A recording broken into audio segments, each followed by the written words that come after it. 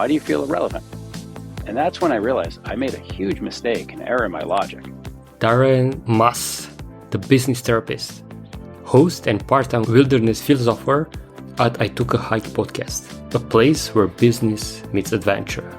And then, as you know, when you're recording for a podcast, most people are open to it. They want to be heard. They want to share their story. They want to be a beacon of inspiration or education for others.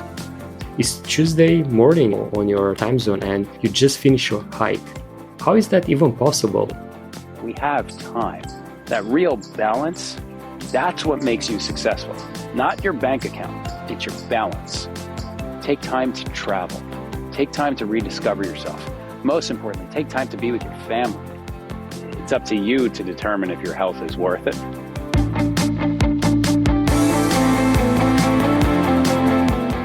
Hey Darren, welcome to the Nomad Solopreneur show. Hello, thank you for having me. My absolute pleasure. That's a great background. I could touch a tree somewhere over there. That's brilliant. And probably those listening to your podcast before, they might know that you're the host of I Took a Hike podcast and you're part-time wilderness philosopher. How that name came to be? Because it's one of the most creative names that I ever heard.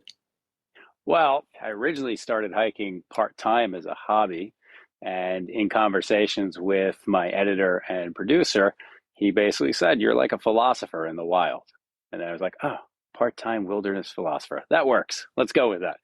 So here I am. I take entrepreneurs and executives, business owners, inspirational people, achievers on a hike, and I learn all about their story, and I share it with my audience. That's a beautiful activity, and doing that in the nature is simply amazing. And I kind of had a feeling that you'll record from nature. To be honest, I even expected you to be on a hike, but this is even better because just being in nature, you gotta give me an idea to try to do this as well, because the Nomad Solopreneur show, I can be on the road anywhere and record from nature. I don't know how that will play out, but you definitely give me inspiration. Well, that is my goal, to inspire others to essentially take their business mind and bring it out in the wilderness. And even if you're in the city, you can make an excuse, right? We don't have wilderness. Well, you do. You have street wilderness. You have urban wilderness. Go and have that team meeting on a hike on the street. Go to a park, walk around, and you can get a better conversation flow, better ideas, right? Just by being around nature. Absolutely. And one of the things that I try doing lately is to actually take all the calls that are possible. For example, if I don't have to screen record or something, on a walk, and it changed everything. The mood that I'm in that call and all the energy is so different. The energy is just, it's uplifting. And, I didn't invent the idea of walking and talking. I'm fairly certain some of our ancestors might have done that. But if you've noticed, or at least I noticed with myself, whenever I was on conference calls back in the day, right, those things where we wouldn't see each other, but we had to talk through a phone, I was always pacing and walking in circles in my office every time. I never sat down, right? With the exception of now, when you're on video, walking with your phone is a little bit jarring sometimes.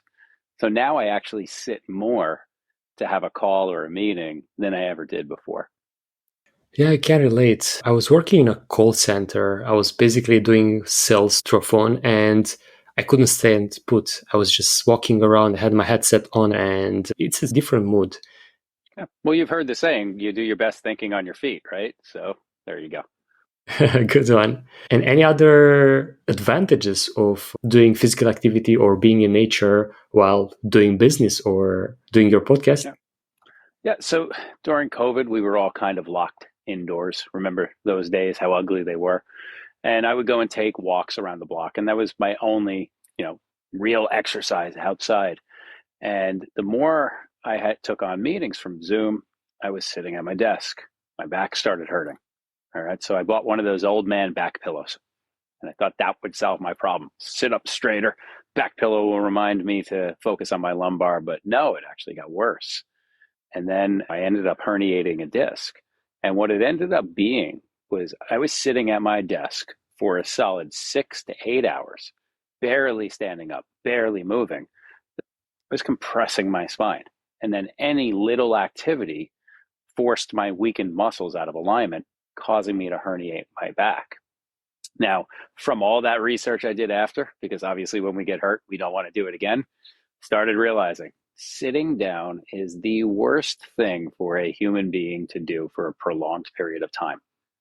Now, there are exceptions. If you have one of those yoga ball chairs or bouncy ball chairs, or if you have one of those kneeling chairs, right? Those are some exceptions. But if you're going to be sitting for long periods of time, you should at least once an hour stand up, move around, walk for about 5 to 15 minutes or so. They make standing desks now, right? You see all those people standing. There's a reason for it. Sitting is horrible. And I know right now I am sitting, not a good example that I'm setting right here, but I also just got done with a hike. So I'm taking a break while we're doing this interview. But that's a really important message to get some activity if you want to live a healthier, more balanced life. And it's also great to take a break every once in a while. Absolutely. And simply disconnecting to have a walk or just look in the distance, you disconnect from that work you're into and get fresh ideas, get new perspectives maybe on the problem that you're trying to solve. And another huge benefit of moving is to actually just live. Because as you mentioned, like we enter this stage in which we sit for hours and our only activity is like working, and having the option to do a walk in the middle of the day, have an option to have a hike as you do, like it's Tuesday morning on your time zone and you just finish your hike. How is that even possible? I make sure I schedule time to live. I did have an exit event where I sold the company a little while back, which allowed me to have a little more freedom to focus on me and a balanced life. But realistically, you can work it into your schedule. Walking around your house, walking outside, walking around the block, set a schedule, block some time off. It's up to you to determine if your health is worth it.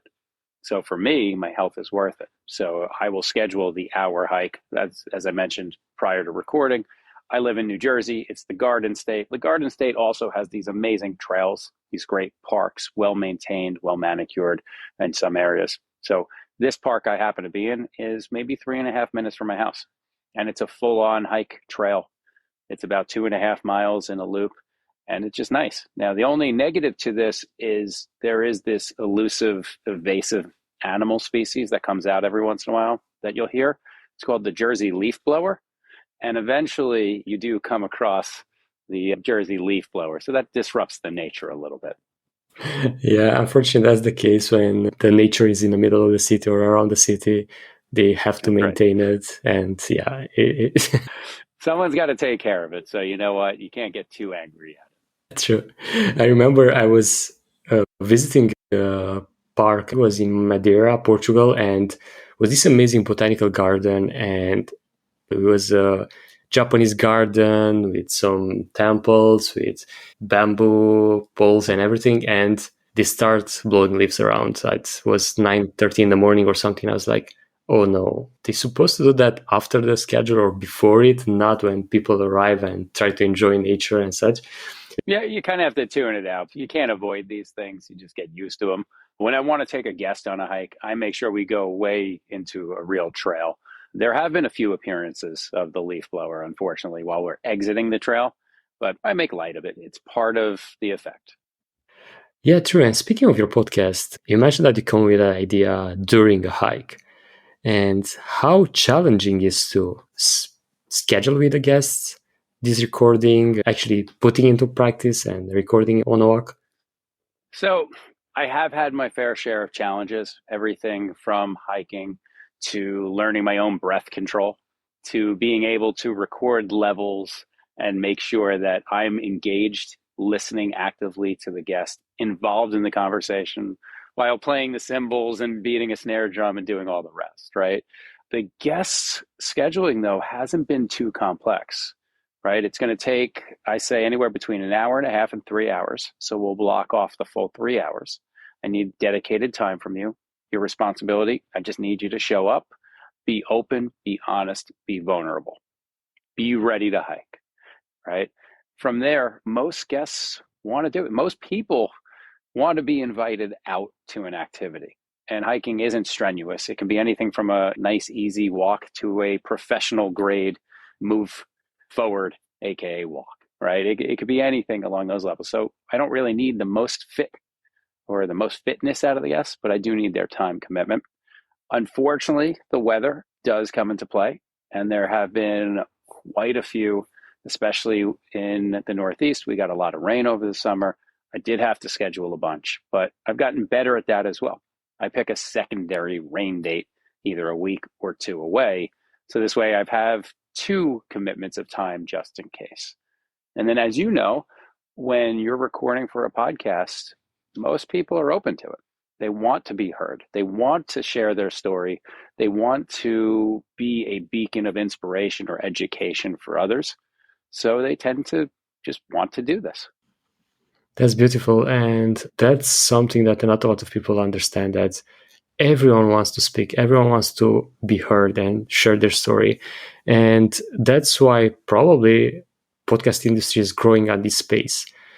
And on that note, I'd like to ask you, if you were to start all over again, how would you find inspiration in coming with a concept like you did with your own podcast? Maybe someone wants to jump into this bandwagon and start their own podcast.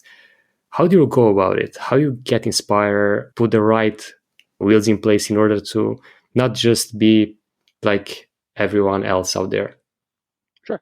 So first, I think it's really important to note a podcast is not a true business, right? A podcast is a marketing tool for whatever your business, product, service is. Now, a podcast could be a marketing tool for yourself, which I Took a Hike is essentially a marketing tool for myself, the business therapy that I offer for my clients, for my audience, the listener, the hiker, the guest's audience, etc.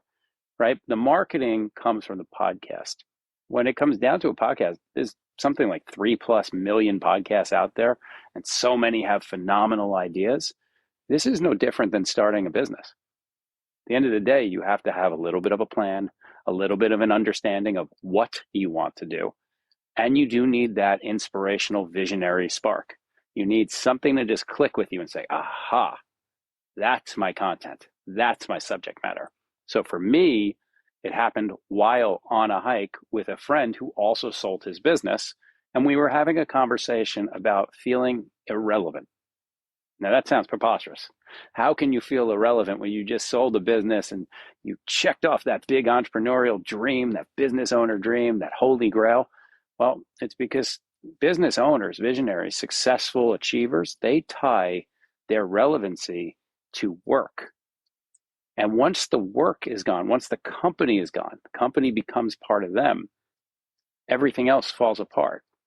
And it was on that hike that my friend turned to me and said, Darren, you're not irrelevant. You're a great father. You're on a hike with me. It's Tuesday. We're hiking, right? You're enjoying your life.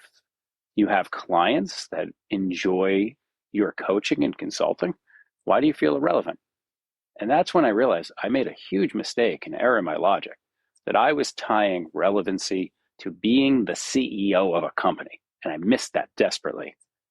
And it was after that hike, I hopped in my Jeep, started driving home, and that's where I had my visionary cliche spark, my aha moment. I'm going to turn hiking into a podcast because there are so many people that needed to hear that conversation that are either in the same mental space that I'm in, feeling irrelevant after the sale of a business, or they just want to know what it's like from someone's mind that's been through that. And that's where, as I drove home, I was thinking of names, and I was like, you know what? I took a hike today. Ah, there's my name, right? It just came to me. The ideas were flowing. Got home, sat at my computer, went to GoDaddy. It's like, I took a hike.com, and it was available. I was shocked that that was available. And that was it. You just keep marching forward. Like you're starting a business. You don't look back.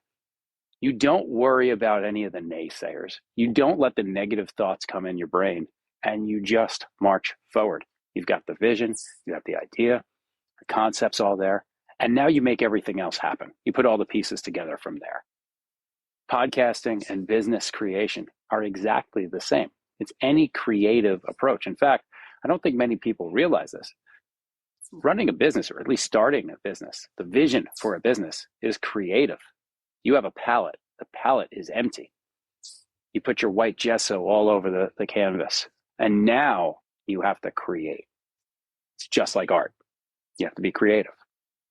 Love that. And this brings back some memories. Basically, the reason why I started the podcast was thanks to a person that I met during a hike. It was back in December last year. I was in Thailand and we were literally hiking barefoot through a riverbed. We tried to arrive at the waterfall and it was basically impossible to wear our shoes because we're too slippery, and in the same time we mess up in the water and everything. And I was chatting with this 21 years old dude, and I was sharing my journey that I was doing some coaching on preparing to be on camera, to do videos for my personal brand and my business. And he was like, wanna join me on a Instagram live? I was like, no way, I'm shy, I am introvert, I have this phobia of being on camera. And he was like, I don't have a lot of followers, no one will see it. And I was okay, be it. And during that 1 hour of chatting, I got inspired. I was like, holy shit, I like this. I don't get drained like in a sales call or a consulting call or something. This call just energized me because it's like just two friends having a chat like we have now. And I see myself doing this every single day and still thinking about it. Maybe I should start a podcast, but I don't know anything about it. And at that moment, I was like, I don't even need to be on camera because, podcast audio. After doing my research and everything in basically 2 weeks, as you mentioned, I put the pieces together. I tried to learn. I tried to get inspired to research, and I built my web design business. I just put everything together, and in 2 weeks, I launched the first episode. And yeah, as they say, the rest is history, and that's the beauty of creation. We can build anything. We just need that sparkle that you mentioned. Yeah, that is a beautiful story. And to be quite honest, I'm sitting here in envy. You have traveled to the most beautiful places on earth. You mentioned Portugal, Thailand. Those are dreams for me.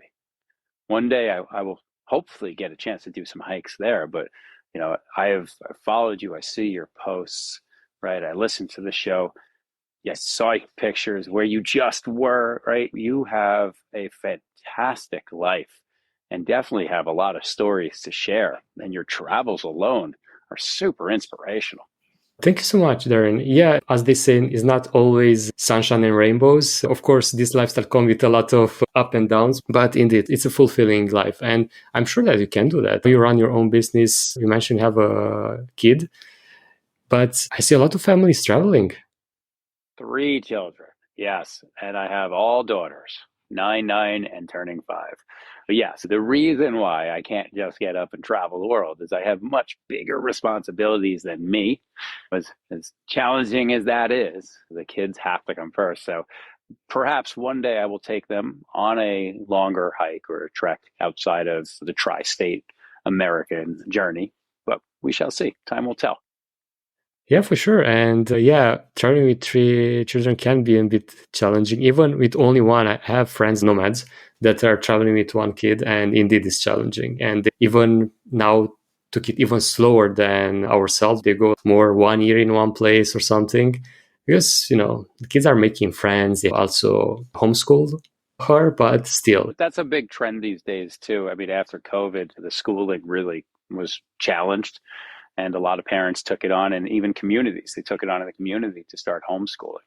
We even discussed it, my wife and I. And for us, we can't wait to get the kids out of the house.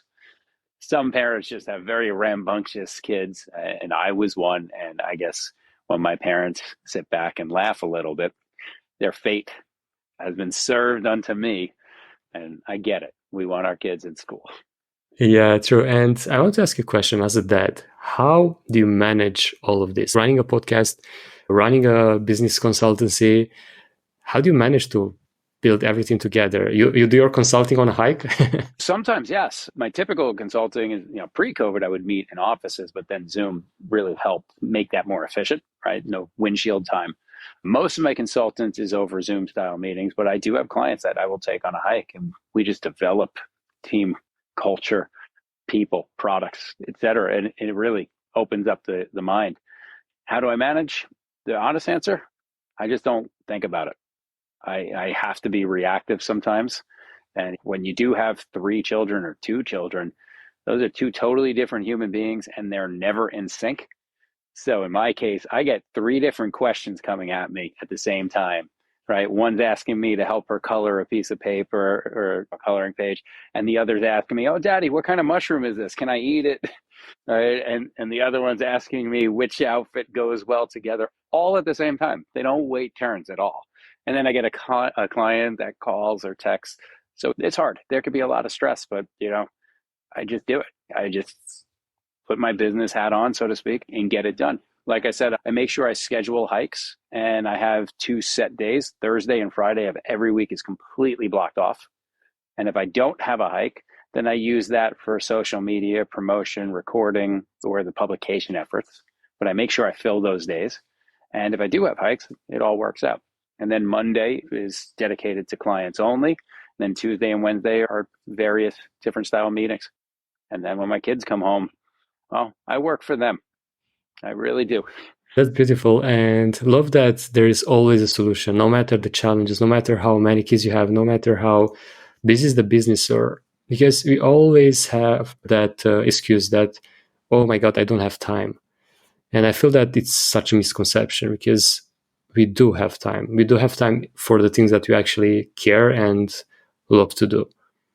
We have excuses. What sets human beings apart from the animal kingdom, and we've all heard this, right? It's our opposable thumbs. We can hold tools, we can make tools, right?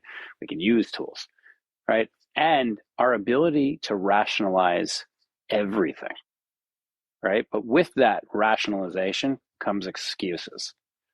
And when we say we don't have time, okay, it might be true. If you were asking me to go play football right now, I would say, no, I don't have time to play a football match with you, right? But if you ask me, hey, can you shoot out a few emails or, do this task for me? Yeah, I can either delay the next thing or I can just figure out how to get that done, right? We have time. More importantly, when it comes to family, we need to make time, create time. Do you need 8 hours of sleep a night? No. Science has proven you don't, right? You need 7. So if we're going to bed a little bit earlier than normal, maybe use some of that time. Or, yeah, it's very important for all of us to have a balanced life. It's important to just be lazy sometimes. It's great to be lazy. I love to be lazy. I love to just watch TV or my iPad, right?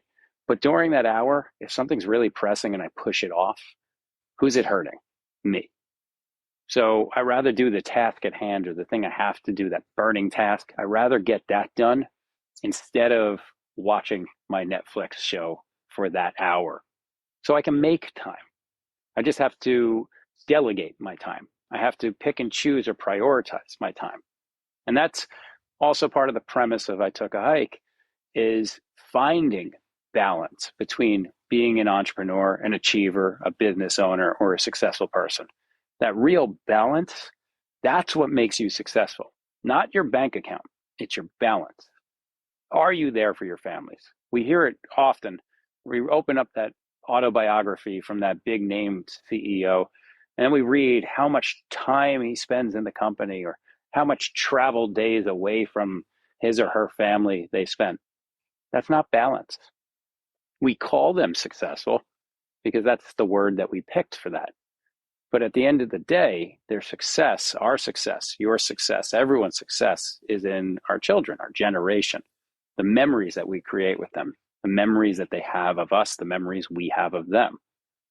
And if we're very stingy on our time with our family, then how could we call ourselves successful as humans?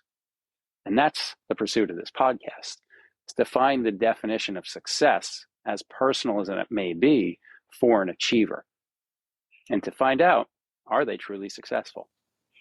That's powerful. There is this trend of you need to build something to change the world. You need to build something that will change lives and so on. But how about starting changing your own life? How about starting changing your family life to start with? Then you can go there and help others and change other lives.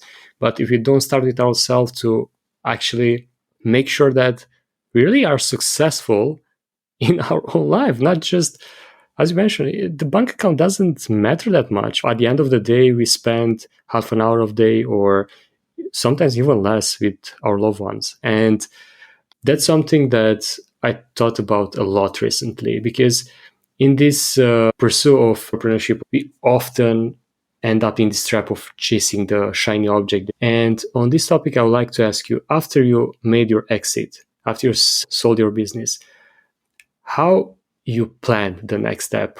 I understood the part with the podcast and everything, but how you make sure you don't build another one that will take a lot of your time? How do you go about that? So I learned a lot of very important lessons. I sold my business at 38. Imagine being 38 and now you don't have to work anymore, right? You would think that's wonderful, exciting, awesome. And it is for a very short period of time until you realize that you peaked. So most people in that situation will either fall back in line, start something over, get that spark again to recreate what they had. And a lot of times, often, that fails because this time around, now the entrepreneur has money to throw at a problem and they're not willing to put in that blood, sweat equity. And that is never a good combination. The other opportunity is you just kind of go off and you retire and you ride off into the sunset. Well, that gets old quickly as well. I tried to do that for a while. So it's quite interesting that the advice that I learned at my own expense, the best advice I can say is when you have a business or you have a life's plan, plan one more move ahead. So if your goal is to sell your business, what are you going to do next? And I can tell you the biggest mistake you will make is you will buy things. Okay.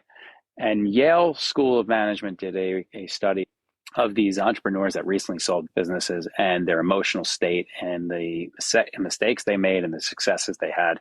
And it came down to essentially a big conclusion. Don't do anything for a year. Don't change your life. It's the lottery effect. When you come into a large sum of money or pool of money or fame even, it's very easy to make mistakes. It's very easy to go and buy that boat, that plane, that car, that house, what have you, right? You won the lottery. Why not splurge a little? But that's not who you are. That is too abrupt of a change compounded with another change. What do I mean by that? Your life as a business owner is directly tied to your business. That is your baby. That is everything that you are, your blood, sweat, tears, your pain, your time, everything. Your identity is tied to your business and a successful business. Successful because you just sold it. Of course, that's successful. Definition of success in a business, right? You just sold that. That's a major life change. Imagine breaking up or getting divorced. That's a major life change. You have to find yourself again. Now, take that major life change. Don't have time to really settle into the fact that you no longer have this relationship with your business. Throw a ton of money at it. And now you're buying a new car. So you're distracting and not mourning in a way that business or that relationship you lost. And you're distracting yourself with a shiny thing. Well, that shiny thing doesn't bring you happiness and it whittles away at the success from the sale.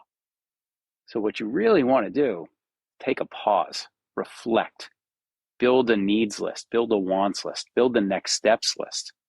Take time to travel. Take time to rediscover yourself. Most importantly, take time to be with your family. And stay away from Uncle Tim who asks you for some money because you're now rich, because that happens all the time. Yeah, that's a good one. And man, this touch home because one of the mistakes I basically made in my first part of my entrepreneurship journey, after I quit my last job, I put all my money into buying an apartment. 2 or 3rd month after that, I basically had to pivot and change everything in my business.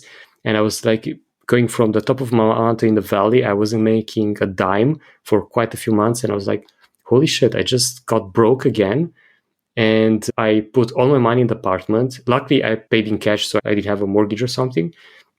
But still, I was like, how I'm going to live now? And that was a powerful lesson. I make sure I don't do that mistake again.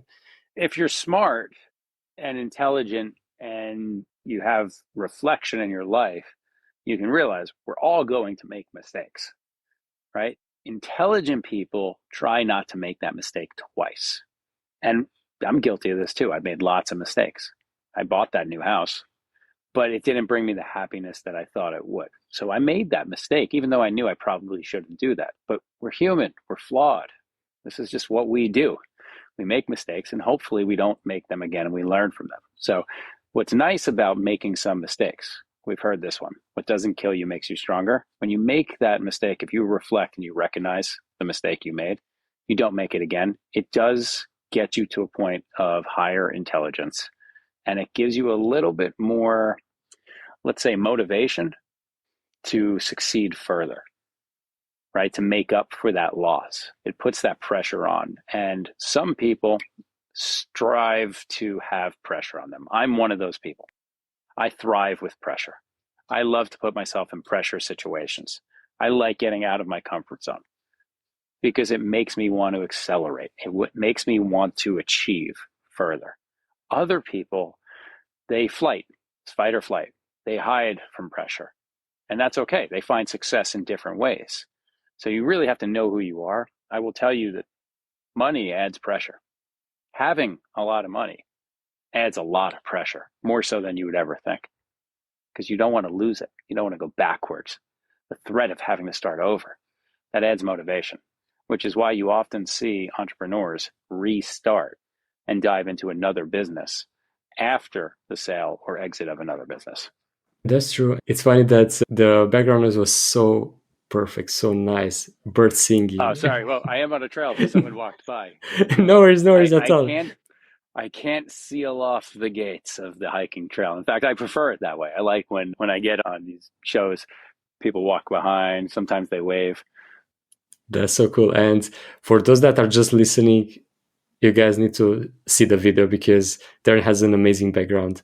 And on improving, learning from mistakes, how do you go about it? Apart from learning from your own and from your guest in the podcast, do you have any resources that you can recommend, like books, other podcasts? How do you learn? So for me, I'm an auditory learner. I have ADHD. I'm very open with this.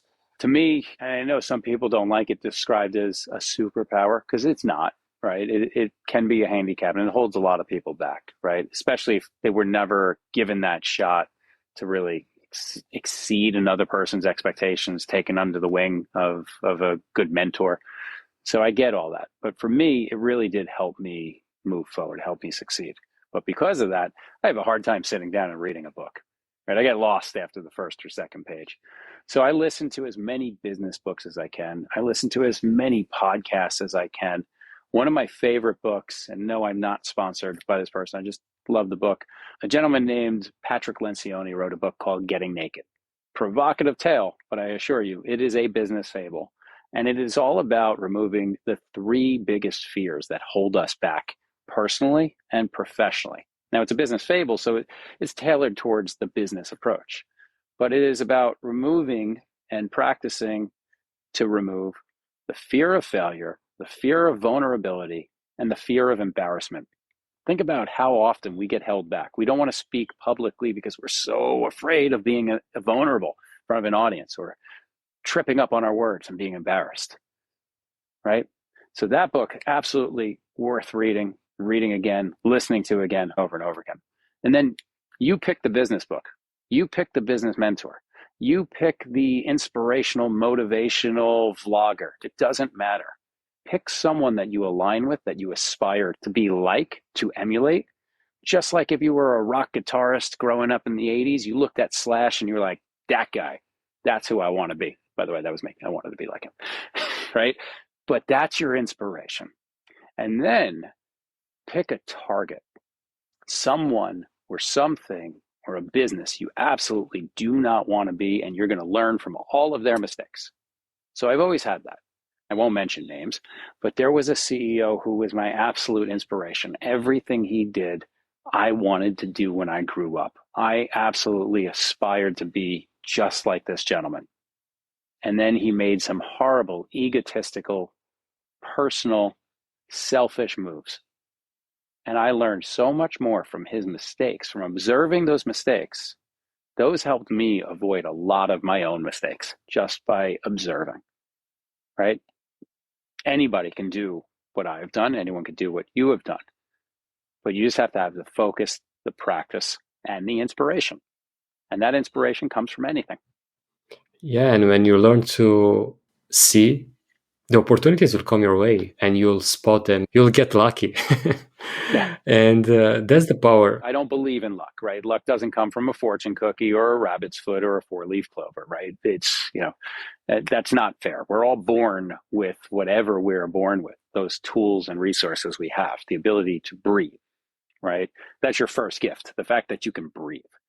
From there, what you do with that breath is up to you, right? You put yourself in lucky situations. You have the drive and the hustle and the fortitude and the desire to network, right? If you're going to want to build a big sales force, what do? You go to networking events. You network with people. You utilize your resources like LinkedIn. You get over that fear of being in public and putting out your hand and saying, "Hi, I'm Gabe." You get over those fears. That puts you in fate situations where then you can say, "Oh, lucky break. I just met the salesperson of my dreams and I want to hire this person." Well, that's not luck that you met. You put yourself into that networking group or that meeting or that trade show to meet that person. So you have to create your own luck. Absolutely. And yeah, that's why I was laughing, because I don't believe in luck as well.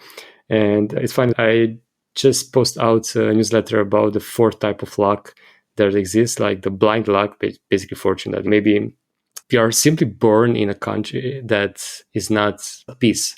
For example, you got born in Ukraine or Russia or Syria, whatever. And of course, your chances to get in front in life are slimmer, unfortunately. And then there is the other three types of luck in which you basically put yourself in. And the spotted luck, in which you train your mind and your eyes and your ears to listen to opportunities. Like maybe someone says something about a skill that you have and you can help that person.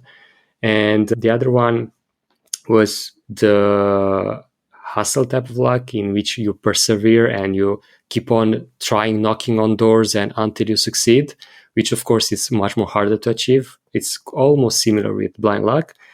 And the one that comes with experience, the luck a personal brand can bring, in which you get experience in something and you're the go-to person in that field. If someone thinks about, let's say, hiking, will think about Darren. And it's something that you're the expert of doing podcasts on a hike. That personal brand, that thing that it's unique to you, it's priceless. And yeah, those type of luck we build. By the way, you have changed my mind. There is a such thing as luck. You did change my mind. Your first definition. Where you are born is a lucky situation, right? That voice, that inner voice in your brain that gives you your thoughts, your personality, that is delivered to a body based on a location and a set of parents. That is the strike of luck that you will have, because that sets you up for ultimate success or ultimate failure from the beginning. Now, it doesn't mean that someone born in the USA is going to be successful, but it means they have certain opportunities that someone born elsewhere may or may not. That's not the be all end all, because there's plenty of successful, inspirational people that have come from every country. But there are certain sets of circumstances where you just automatically have a better opportunity from day one than you would somewhere else. Absolutely. And that can count a lot. But in the same time, being born in a country that is not doing very well economically or politically, you might get to want to escape this place. I want to do something in life. I want to build something for me. But of course, that comes at a later age when you realize things and you view things from a different perspective if you are not brainwashed. There are some extreme countries where you are absolutely brainwashed. We don't have to get into those on this show, but there are some really deep podcasts that explore that, and it's some scary stuff, unfortunately. Yeah, true. And on more positive notes, I'd love to discuss about business therapy, because this is a concept that I personally just encounter doing the research on you. And I'd love to hear what a business therapist is doing and how can people connect and work with you. Sure. So I had my epiphany for business therapy in my company, Business Therapy Group, right before the pandemic. I was talking with my wife and I was explaining to her a situation between one of my clients and his partner. I wasn't breaching or the client confidentiality, but I was explaining the situation. And my wife said, "You really need to turn into a therapist." And aha, business therapy. That makes so much sense. When you're dealing with business owners, whether or not they have partners or they're in a generational or family business or they're solopreneurs, right? It's very lonely and you need therapy. In fact, everybody needs therapy, especially after COVID, right? In this world, we all need somebody to talk to. Walking around in nature is therapy. Talking to a friend, talking to other, talking to your children, talking to a licensed psychologist. All of that is therapy. We all need to talk to people, share our emotions, our feelings, our pain, our angst, and our joy. That's what we need. Business owners especially need to talk to someone. So for instance, if a business owner is very successful, they're making a lot of money. We're going to assume in this example, and they buy that fancy car. Well, that's not making them feel better, and it's actually harming them. Why? Because their employees don't want to see that either, because their employees will take on the "it's not fair" mentality. They're not celebrating with you, and therefore you're going to actually do a lot of harm without realizing that. You need some therapy there.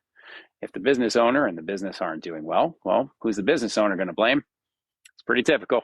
They don't blame themselves.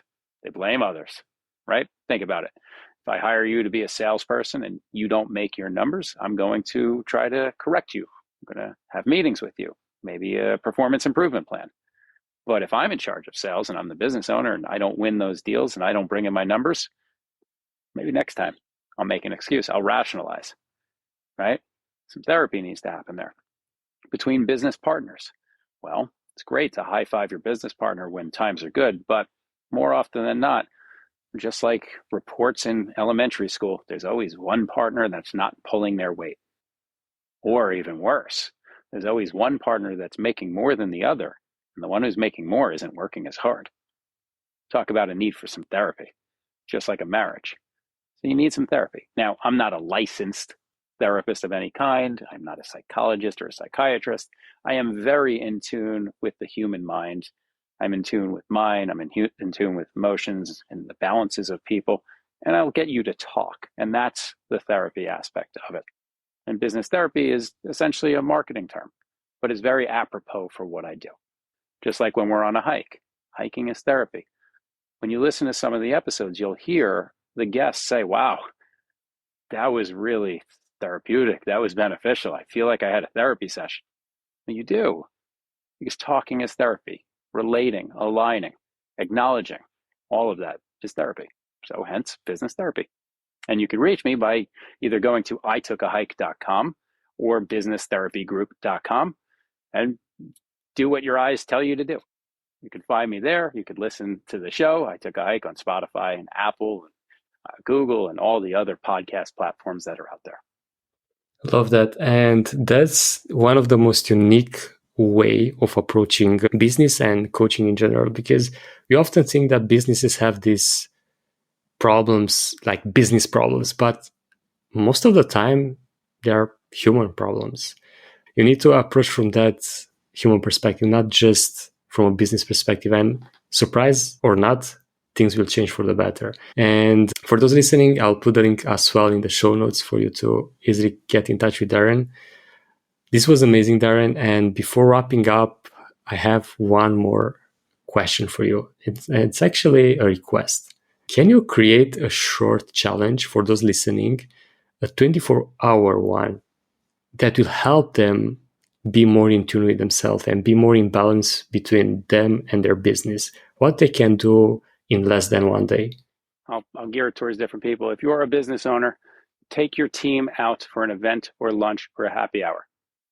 Watch the magic happen. If you are an employee, go knock on your business owner or CEO's door. Introduce yourself if you don't know that person. I hope you do. And say, "Hello, can we go to lunch?" If you are a family man or a family woman or anything, Go hang out with your kids.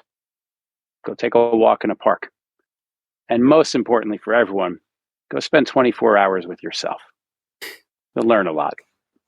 Yeah, that's one of the most beautiful challenges that I had in the show, and in more than 40 episodes. Thank you so much for sharing that. And I'm sure that I will do it. Wow, that was wonderful. Thank you so much again, Darren, for taking the time to be with me.